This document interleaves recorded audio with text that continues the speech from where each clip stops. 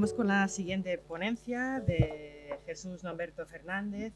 Bueno, leo su currículum brevemente: licenciado en Pedagogía y Psicología por la Universidad Complutense de Madrid, funcionario del Cuerpo Técnico Superior de Seguridad Social y con amplia experiencia laboral dentro del sistema público de servicios sociales.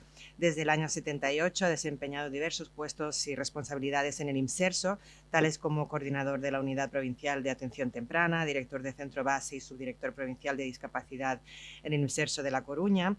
Desde el año 88 hasta el 2003, en la Dirección General del IMSERSO tuvo diversas responsabilidades como consejero de Relaciones Internacionales, jefe de gabinete del director general del IMSERSO, subdirector general de Gestión, subdirector general del Plan Gerontológico.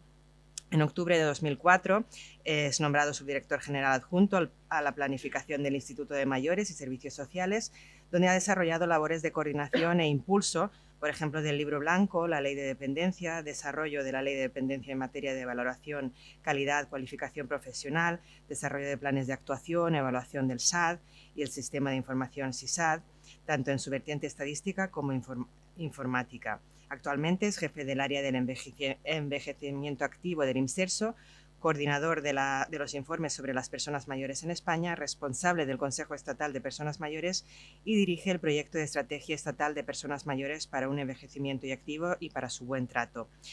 Nos va a presentar una ponencia que se titula Personas Mayores, Autonomía y Dependencia. Pues muchas gracias a la Universidad de Valencia por esta invitación. Gracias en la persona de Sacramento Pinazo, que fue la que me transmitió esta posibilidad. Y para mí es un honor estar en este contexto no solo de esta facultad, de esta universidad, sino también en el contexto de la cátedra de prospectiva y esa fecha horizonte del 2030, que es el que nos mueve a todos,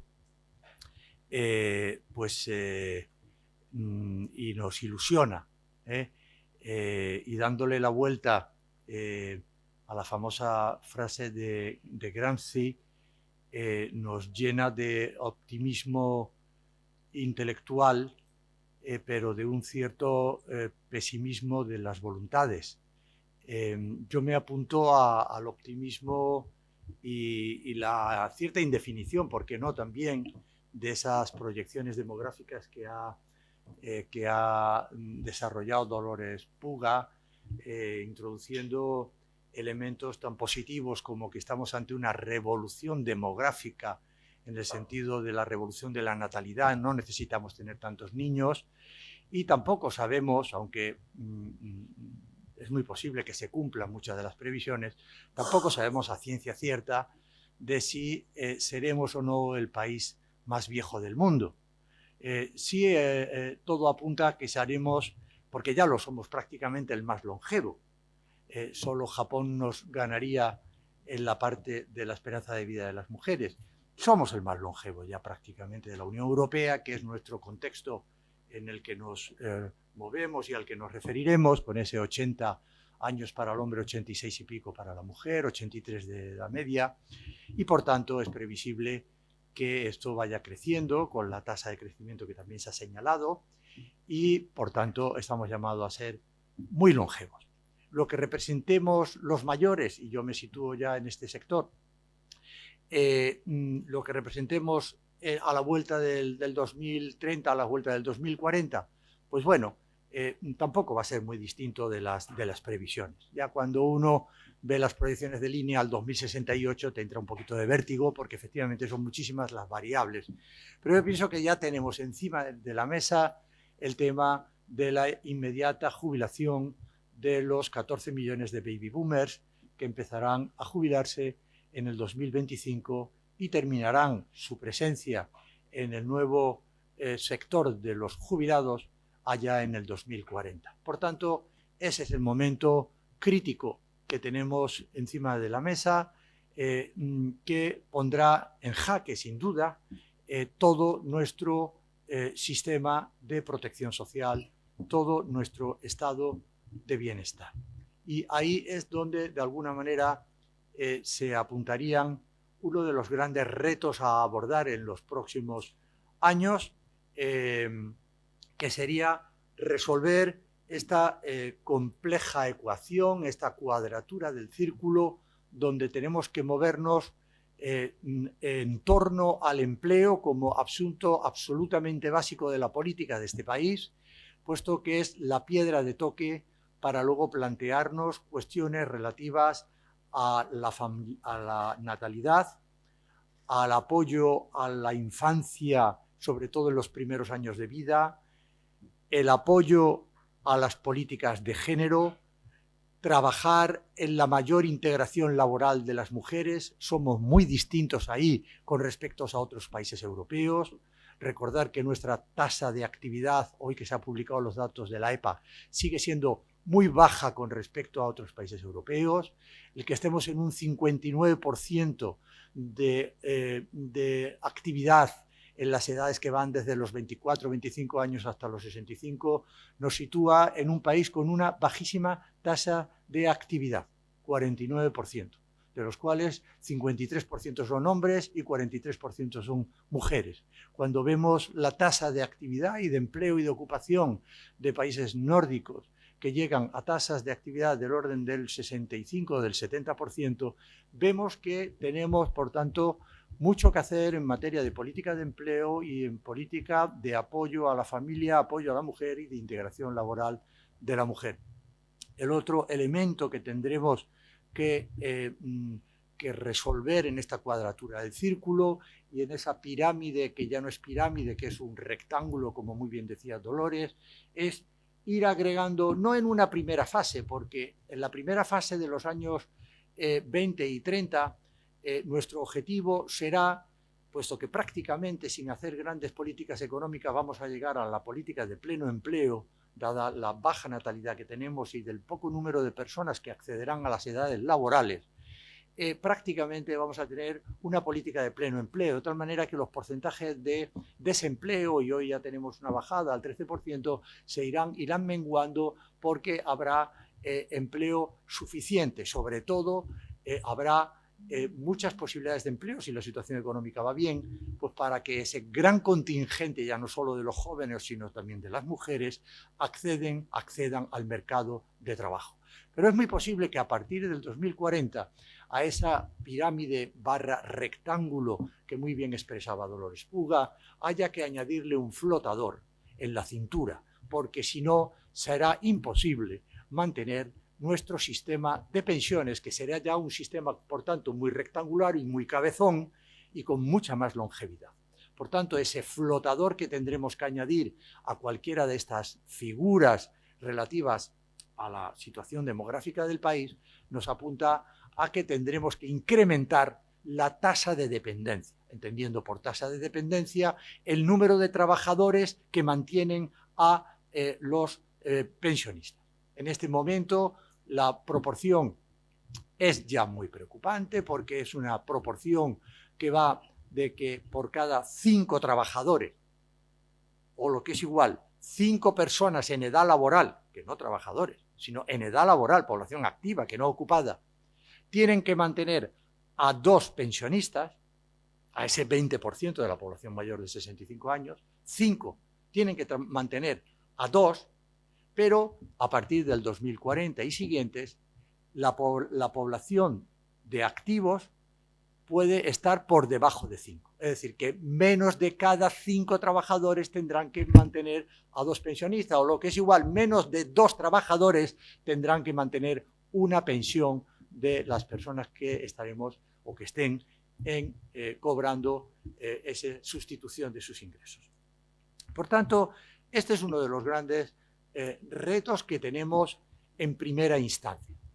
Hemos perdido 10 años en nuestro país, desde la crisis con la que se toman ya medidas efectivas, como fue el Real Decreto Ley 8/2010. Por tanto, desde el 2010 al 2020 hemos perdido tiempo. Llevamos 10 años congelados. Y desde el 2012, con el Real Decreto Ley 20/2012, llevamos 8 años recortados. ¿Cuál es, por tanto, nuestro reto para el 2030? En estos 10 años, al menos recuperar las asignaturas suspendidas, las asignaturas pendientes, recuperar el tiempo perdido, restablecer la capacidad de ingresos y de gastos en políticas sociales y redistributivas. Sé que esto para el oído de mucha gente, ahora que se acercan tiempos electorales, les chirría profundamente. Esta idea de Robin Hood, que roba a los pobres para dárselo a los ricos, no a todo el mundo le gusta. No a todo el mundo le gusta. Pero aunque exista Robin Hood prácticamente en todos los países del mundo, recordemos los 4 grandes modelos de estado de bienestar, el liberal, el conservador, el socialdemócrata y el mediterráneo, donde junto con Italia, Grecia y Portugal, España es uno de sus representantes con tendencia a lo socialdemócrata, pero mediterráneo, al fin y al cabo. Todos los estados desarrollados reparten su dinero.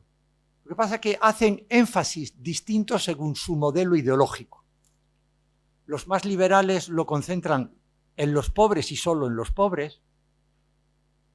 Los conservadores, en función de las contribuciones que hayan hecho los trabajadores, léase el modelo alemán o austriaco. Los socialdemócratas son más generosos. Hay también encuestas, cuando hablamos de encuestas que comparan a los países, como puede ser la encuesta de generosidad de los estados hacia los ciudadanos, vemos que los países nórdicos, pero también ya algunos que no son nórdicos, como Bélgica, que se ha colocado el segundo, o Francia, son muy generosos, porque no solo reparten el Robin Hood mediante la presión fiscal, no solo reparte a los pobres, sino también que a las clases medias. E incluso los socialdemócratas nórdicos también en función y con independencia de las rentas. En España nos movemos como país mediterráneo con una tendencia a proteger a los pobres, pero tampoco lo hacemos bien, porque tenemos altas tasas todavía de pobreza y después de la crisis de estos 10 años todavía tenemos un 18% de pobreza. Ciertamente en el caso de los mayores esa tasa es menor porque han bajado todos los parámetros del famoso 50% de la mediana de los ingresos y aparentemente los mayores están mejor en esas tasas. De tal manera que si la media es 18%, entre los mayores es un 13%. Pero lo cierto y verdad es que no tenemos mecanismos suficientes ni eficaces para combatir el 18% de la pobreza, que eso es lo primero que tendría que hacer un sistema Robin Hood. Coger de los ricos y redistribuir entre los pobres. Pero también hay que llegar a las clases medias, porque los cambios que se han ido produciendo en esta situación de crisis también ha expulsado a las clases medias hacia posiciones menos favorables o con mayor desventaja económica. Por tanto, también hay que reforzar a las clases medias. Y hay que reforzar a la familia.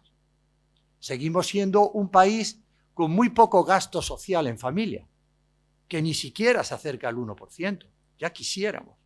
Cuando otros países europeos tienen tasas de gasto social en familia sobre PIB del 4%. Por tanto, tenemos que apoyar mucho a las familias. Tenemos que apoyar mucho las primeras edades de los niños y los servicios destinados a sus cuidados. Iros a ver la película de Abuelos, que nos da 2 lecciones muy importantes. En la película se dice que los mayores quieren seguir teniendo presencia en la sociedad, incluso algunos de ellos trabajando y montando nuevas empresas, pero también se les ve en ese maravilloso, pero que tiene otra lectura, cuidado de los nietos. Bueno, vamos a cuidar menos de los nietos para que tengan más tiempo libre, que no estén tan esclavizados. Vamos a reforzar nuestras políticas de inversión en políticas educativas de 0 a 3 años, vamos a apoyar a la familia, vamos a apoyar a la mujer para que pueda conciliar la vida laboral y familiar, vamos a mejorar los sueldos y la precariedad del empleo, vamos a hacer que la mujer entre de manera decidida en el mercado laboral, pero teniendo la retaguardia bien pertrechada y bien protegida.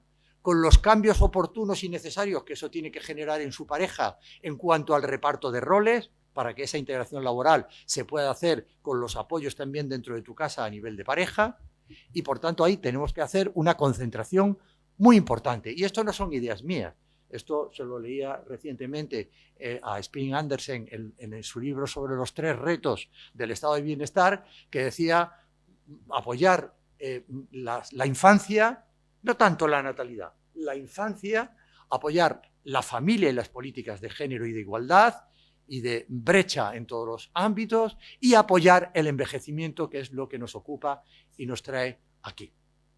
Y esas son las políticas que hay que hacer. Y cuando llegamos a las políticas de envejecimiento, y no sé si seremos capaces de retomar todo este tema en el periodo 2020-2030, ojalá, de ahí el pesimismo de las voluntades, porque todo depende de lo que ocurra en los próximos años y las decisiones que los ciudadanos de este país adopten, porque ahí nos jugaremos el modelo de estado de bienestar, si queda algo, o las prioridades que establezcamos, nos jugaremos si queremos un sistema más justo a nivel de presión fiscal, si queremos o no seguir viviendo con un gasto social en España del 24%, según datos del 2016 de Eurostat, o tendemos hacia la media de gasto social que tiene la Unión Europea. Ojo, la Unión Europea de los 28, que está en el 29% del PIB, por tanto tenemos un diferencial de 5 puntos en gasto social. Si queremos seguir manteniendo una presión fiscal, siendo presión fiscal lo que recaudan los poderes públicos por la vía de cotizaciones de la Seguridad Social más impuestos en sus distintas modalidades, IRPF, IVA, impuestos sobre sociedades, sobre todo, etcétera, y revisar determinadas desgravaciones fiscales que tiene el empresariado y determinados sectores, que implica una merma de 30.000 millones de euros al año que podrían ir a políticas activas de empleo y políticas de solidaridad, pues todo esto nos lo vamos a jugar en breve y desde luego en los próximos gobiernos de aquí al 2030. Por tanto, hay que saber analizar este tema para luego poder llegar a nuestro plácido espacio, que no es tan plácido ni tan tranquilo, de la tercera gran política a atender, que es las políticas de envejecimiento. Las políticas de envejecimiento, ¿qué decir? Pues que las políticas de envejecimiento están en el centro del debate del estado de bienestar de nuevo, porque ahí cruzan las políticas de pensiones, las políticas de sanidad, las políticas de servicios sociales y dependencia, las políticas de inversión en infraestructura, las políticas de empleo, porque estamos hablando de un sector que no solo genera gran actividad económica, de ahí ya el nuevo constructo de la economía plateada, los mayores consumidores de bienes, de servicios culturales, ocios, sanitarios, incluso artículos de lujo, alimentación, cuidados, sino que además los mayores constituyen, sobre todo cuando son mayores, muy mayores, en esas últimas curvas de la vida, más allá de los 80 años, de esos casi 3 millones de octogenarios, que serán 6 millones en el 2050, pues son grandes yacimientos de empleo si somos capaces de ver que en la inversión social y en la necesaria restauración de lo que era el presupuesto de la dependencia, el impulso necesario, ahora diré algunas cifras, podemos generar cientos de miles de puestos de trabajo. Todo ello sin olvidar que nuestro sistema sanitario, que es el otro gran elemento de la política de bienestar que hemos citado, que está también cruzando el debate del envejecimiento, está muy por debajo de lo deseable y está muy precarizado. Será necesario esos fondos que se van a trasladar a las comunidades autónomas, pero sin duda son insuficientes para restallar el diferencial de gasto sanitario que se tenía antes de la crisis. En este momento, en su conjunto, España sigue siendo, no obstante, uno de los países que paradójicamente tiene uno de los sistemas más simpáticos y más benévolos y más generosos de la Unión Europea a nivel de atención sanitaria a todos los ciudadanos, pero sin embargo con uno de los presupuestos más bajos sobre el Producto Interior Bruto, donde el gasto público, no el público más el privado sanitario, sino el gasto público ni siquiera llega al 7%, cuando el gasto público en la media de la Unión Europea, los 28, está muy por encima del 8%. Por tanto, a veces la gente se pregunta por ahí fuera de cómo sois capaces de dar lo que dais con tan poco dinero. Bueno, pues a base de una gran precarización del empleo y a base de unos sueldos muy bajos. Porque claro, una de la gran parte del gasto sanitario, igual que en servicios sociales, es la nómina. Es la nómina. Claro, si pago poco, si tengo listas de espera, si atiendo a la gente a toda pastilla, nunca mejor dicho, en los centros de salud, con una proporción de médico por paciente abrumadora y unos tiempos mínimos de atención, pues claro, vamos yendo. Pero de alguna manera hay mucho que revisar, no solo financieramente, sino estratégicamente en el sistema sanitario, para ver todo lo que se tiene que reajustar también, como también ha dicho Dolores y como se ha dicho desde la mesa de inauguración, reajustar el sistema sanitario para ese gran cliente que tiene nuestro sistema, que son las personas mayores, que tienen un consumo superior al 50% de todo el gasto sanitario en cualquiera de sus modalidades prestacionales, ya sean atención primaria, centros de salud, especializada, ambulatorios u hospitales, ortoprotéxica, etcétera, y del 75% en la cuarta prestación sanitaria, que es la farmacéutica. Por tanto, tendremos que plantearnos ir revisando o quitando el copago, ir mejorando nuestro sistema sanitario a nivel de atención de agudos, evitando listas de espera, invirtiendo en las camas de media y larga estancia, donde España tiene un déficit importantísimo para esos cuidados de 3 a 6 meses y esas altas hospitalarias que deberían ser seguidas de unas estancias de rehabilitación y de convalecencia, y que muchas veces la única convalecencia y rehabilitación es su casa, y muchas veces sin familia que te pueda apoyar para esa necesaria recuperación. Por tanto, ahí tenemos que hacer un gran énfasis y tenemos que seguir haciendo un gran énfasis en todo el mundo de la rehabilitación y todo el mundo de la prevención sanitaria. Por tanto, tenemos mucha plancha, tenemos mucho trabajo que hacer en nuestro sistema sanitario. Estamos moderadamente satisfechos, pero hay que hacer una apuesta importante y una apuesta por lo público, porque también se ha demostrado que lo público sale más barato que lo privado. Por tanto, revisemos si es necesario, como no, los mecanismos de gestión, de eficacia gestora en lo público, pero desarrollemos desde lo público. Y luego el gran tema de las pensiones. El gran tema de las pensiones, que realmente es el único tema que está ahí encima de la mesa y que prácticamente ha hecho que la inoperancia de los poderes públicos en todos estos últimos años, especialmente desde el 2012 hasta aquí, la inactividad en cuanto a la resolución del gran problema y el gran debate de las pensiones, sin que los pactos de Toledo se hayan reunido de manera sistemática y con voluntad de cierre, ni ningún tipo de conclusión, ha hecho que las calles las ocupen precisamente los destinatarios de estas políticas, porque han visto los pensionistas que por parte de los gobiernos anteriores no se han tomado las medidas necesarias y ya no se fían un pimiento. Y es que el tema es muy gordo, porque es que no se puede demorar más. No se puede demorar más las decisiones en cuanto al sistema de pensiones. En este momento tenemos que estar muy contentos de que tengamos un gran sistema de pensiones. Recordemos que nuestro sistema de pensiones, que es tanto como caracterizar la situación económica o uno de la gran parte de los ingresos económicos de nuestros mayores, de esos 9 millones de mayores, nos da como resultante que con 9 millones de mayores, que como saben ustedes es el 19,1% de los 46,7 millones de españoles, pues resulta, bueno, españoles y residentes en España, resulta que tenemos un sistema de pensiones que suponen 9,5 millones de pensiones. O sea, más pensiones que pensionistas. Dirán ustedes, ¿por qué? Pues sí, porque hay en algunos casos concurrencia de pensiones.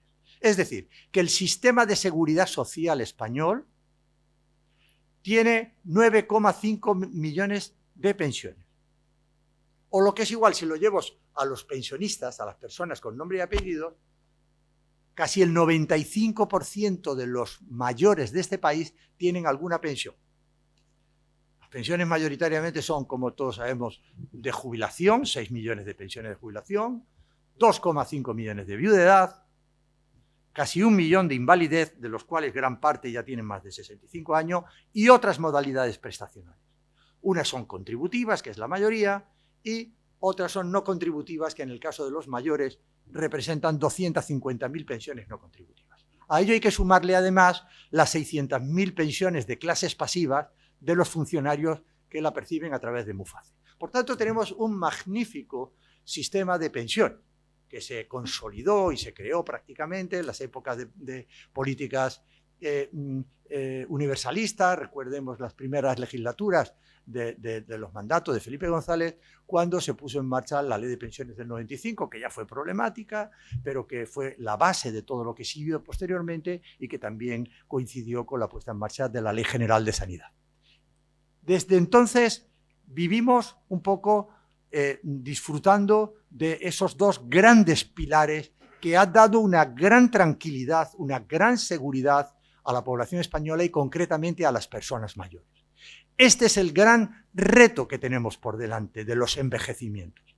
El consolidar al menos estas dos bases, estos dos pilares de la calidad de vida, de la seguridad, de la satisfacción, de las posibilidades de desarrollar auténticamente un envejecimiento activo, partiendo de la base de que tengo cubiertas las espaldas y que tengo la tranquilidad de que si tengo un problema me lo arreglan y que tengo una garantía de que mis pensiones me van a llegar cada mes y a ser posible que se revaloricen, por favor. Esa es la clave, ese es el gran reto. Y hay un tercer reto, y con ello ya voy terminando, que es el reto de restaurar y aumentar lo que viene a ser ese cuarto pilar del estado del bienestar, que son los servicios sociales y la atención a la dependencia. Aquí es donde, junto con el tema de pensiones, donde se han hecho recortes más importantes en los últimos 8 años. Fue de los anuncios que se hizo en el arranque de aquella legislatura que arrancaba en prácticamente diciembre del 2011, que se cumplieron. Fue una profecía perfectamente autocumplida. Había que recortar la ley de dependencia. O sea, es como decir, yo para mantener este salón con todas sus estructuras de pupitres, etcétera, tengo que cortar esas dos patas de esa mesa primera. Pero es absurdo, es decir, es tan poco el dinero que se gasta en dependencia que era absolutamente innecesario e irrelevante desde el punto de vista de la sostenibilidad financiera de este país, de que se hiciera un atropello como se hizo con la ley de dependencia. Atropello que se hizo con la ley de dependencia y algo que ha sido siempre menos publicitado, el atropello que se hizo en servicios sociales y especialmente en los servicios sociales de atención primaria. Es decir, se tocaron los servicios de atención primaria a la baja y se tocaron los servicios sociales especializados.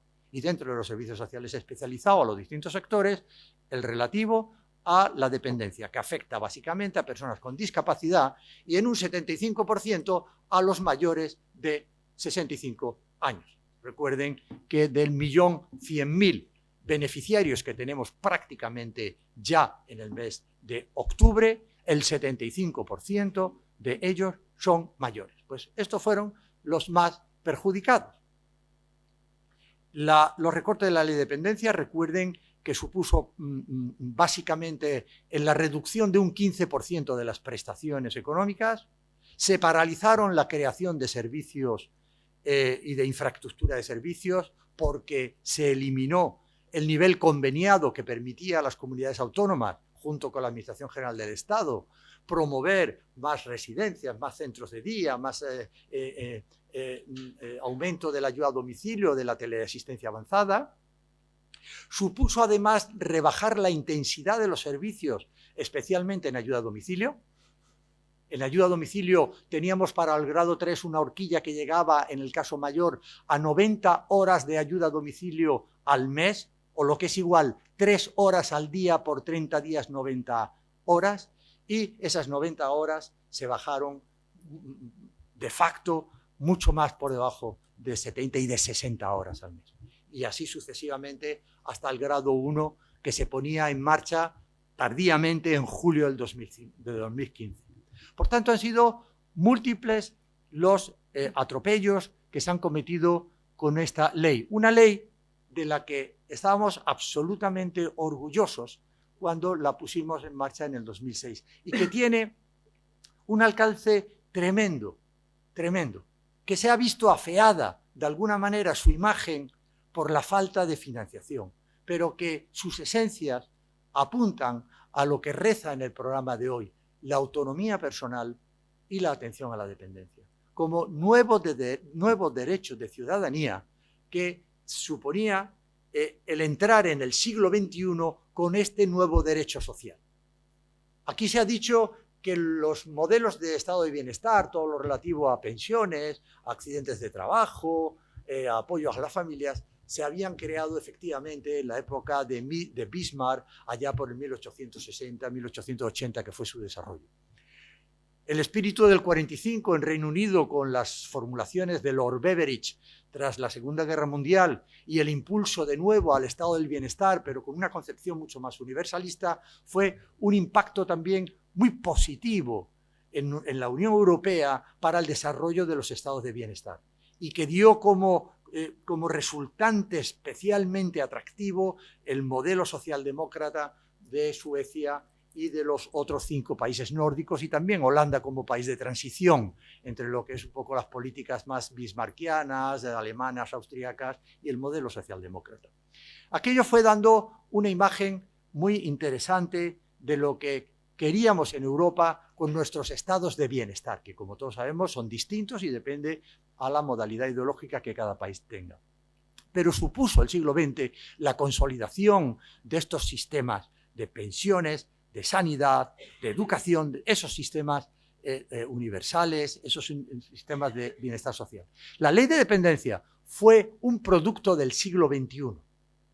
Fue un producto del siglo XXI. Aunque efectivamente en algunos países bismarckianos nació a mitad de los 90, pero prácticamente se ha ido desarrollando como modelo de seguridad social en Francia, en Luxemburgo, en España, en Bélgica, en el siglo XXI. Y para nosotros fue la aportación a este nuevo siglo más importante desde el punto de vista de la política social. Se decía entonces que prácticamente ya era el último tren de lo social que tenía que pasar por nuestra estación como ciudadanos. Y efectivamente, y lo han cogido bastante gente el tren, lo han cogido 1.100.000 personas, pero está prácticamente, desde mi punto de vista, muy débil. Está débil. Todavía vive, pero está muy débil. En este momento, el gasto que tenemos sobre Producto Interior Bruto en dependencia en nuestro país está en torno al 0,79% del PIB. No llega al 0,8%. No es un dato mío, es un dato que consolidó la Administración General con el conjunto de las comunidades autónomas cuando aprobaron en octubre del 2017 el análisis financiero del sistema de dependencia y las propuestas de futuro que había que acometer. ¿Qué viene a ser esto? Pues viene a ser aproximadamente unos 7.900 millones de euros, de los cuales 1.600 lo aportan los ciudadanos, el copago, la participación económica, la cooperación económica de los ciudadanos que hacen cooperación en los servicios o en las prestaciones económicas se les minora en función de sus rentas, 1.600 millones, y 6.300 lo que aporta la AGE, la Administración General del Estado, y las comunidades autónomas. La AGE en menor cuantía que las comunidades autónomas. Pero claro, para converger con la Unión Europea, la Unión Europea de los 28, bueno, de los 27, si ya tenemos prácticamente el Brexit, tendríamos que llegar a un 1,5% del PIB. Del 0,8, para hacer números redondos, al 1,5, es decir, 0,7 puntos que vienen a ser pues otros 7.000 millones de euros. En vez de gastar 8.000 millones, tendríamos que gastar 15.000 millones de euros.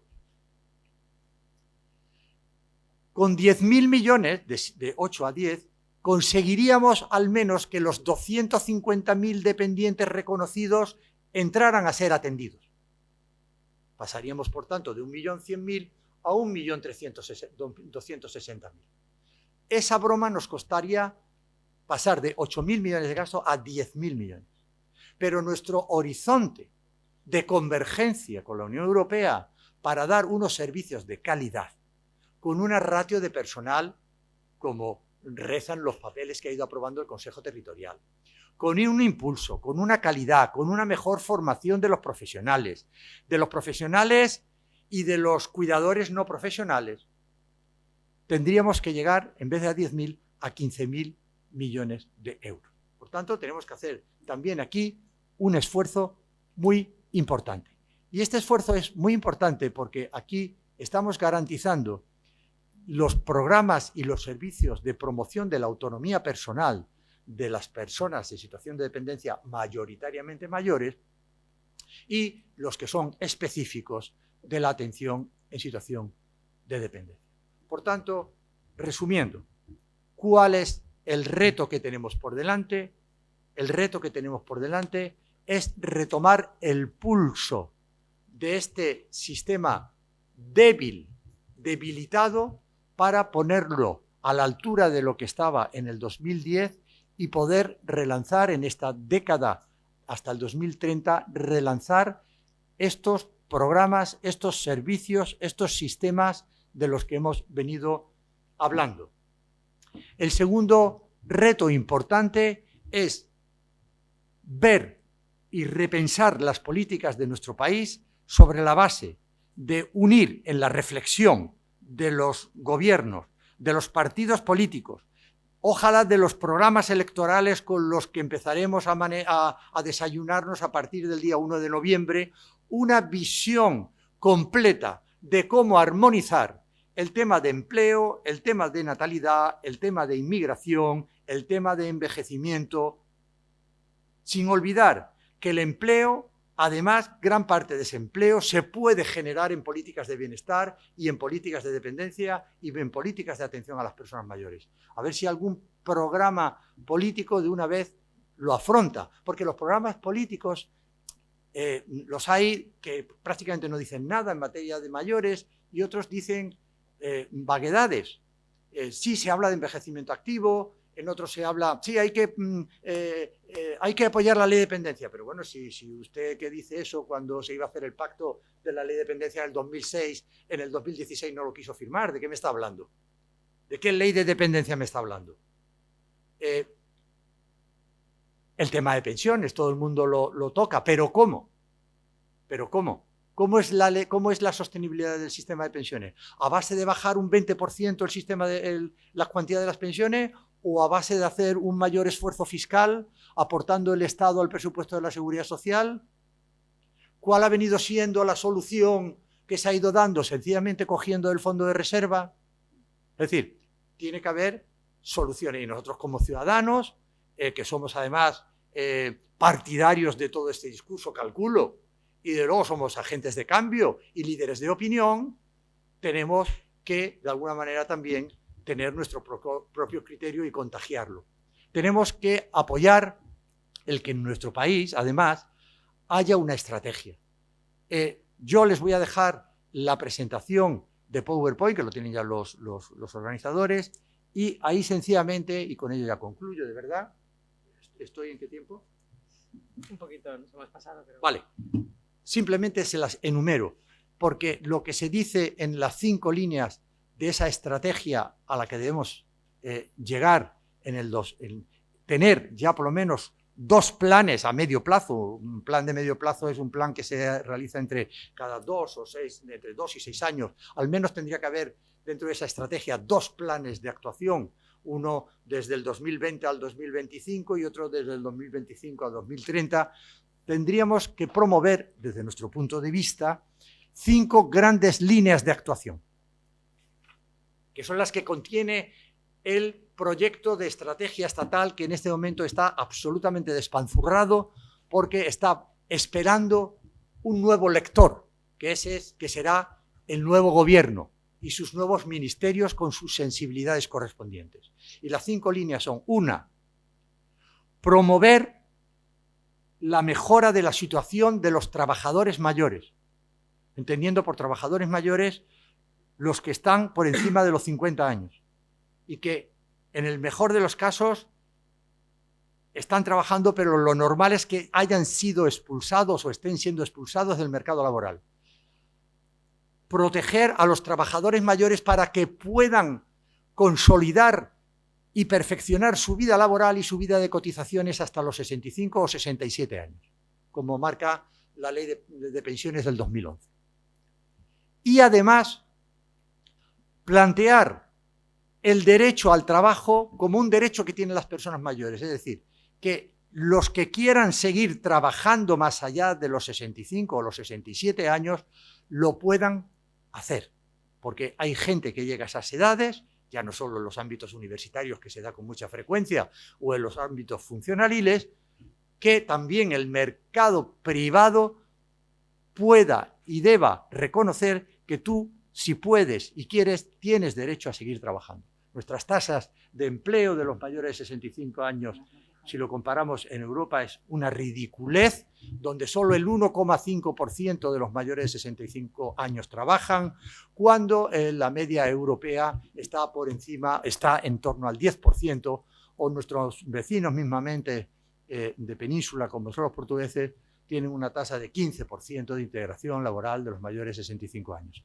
Sé que este tema es discutible, porque a menos sistema de pensiones, más trabajo, pero no. También en los países nórdicos, que tienen un excelente sistema de protección social, tienen altas tasas de participación laboral de los mayores de 65 años. Primera línea. Segunda línea, la participación de los mayores en la sociedad y en los órganos de decisión. Por participación no solo me refiero a las actividades lúdicas, envejecimiento activo, voluntariado, sino también participación económica. Participación económica, social, política, cultural. Y también ahí en esa línea están planteados las medidas favorables y positivas para el mejoramiento del sistema de pensiones, para el sistema público de pensiones. Participación y en la sociedad y en los órganos de decisión. La tercera línea importante es todo lo relativo a la salud y a la vida independiente. La salud y la vida independiente. Ahí están las estrategias de prevención de la salud, las estrategias sanitarias y las estrategias de vida independiente y prevención de la dependencia. Todo lo relativo a la dependencia, a los cuidados y a los cuidadores. La cuarta línea se centra en la necesaria no discriminación por razón de edad en cualquier ámbito. La no discriminación, la igualdad de oportunidades, el trato digno y la atención específica, poniendo el foco bien luminoso en situaciones tales como la fragilidad, la soledad y la vulnerabilidad. Y la quinta y última línea es lo relativo a la lucha, que es casi una especie de cruzada, donde se tienen que levantar muchas banderas y tiene que haber voces muy altas y datos muy claros desde las universidades, desde los distintos centros de investigación, que pongan en evidencia ese gran iceberg hundido que tenemos, que es todo el tema de los abusos, negligencias y malos tratos a las personas mayores, con planes de choques, con esquemas claros a nivel local y a nivel autonómico y estatal de coordinación de todos los agentes y entidades públicas y privadas que intervienen, para que de alguna vez por todas el tema de los mayores cuyos porcentajes que da la OMS o los estudios que hay en España se arrojan con frecuencia, pero parece que no cala en nuestra sociedad. Es un maltrato invisible, silencioso, que sin embargo porcentualmente tiene una entidad muy importante y que hay que abordar en nuestro país. Y nada más, no sé si son muchos o pocos retos, pero hasta ahí llega mi visión de la jugada. Muchas gracias.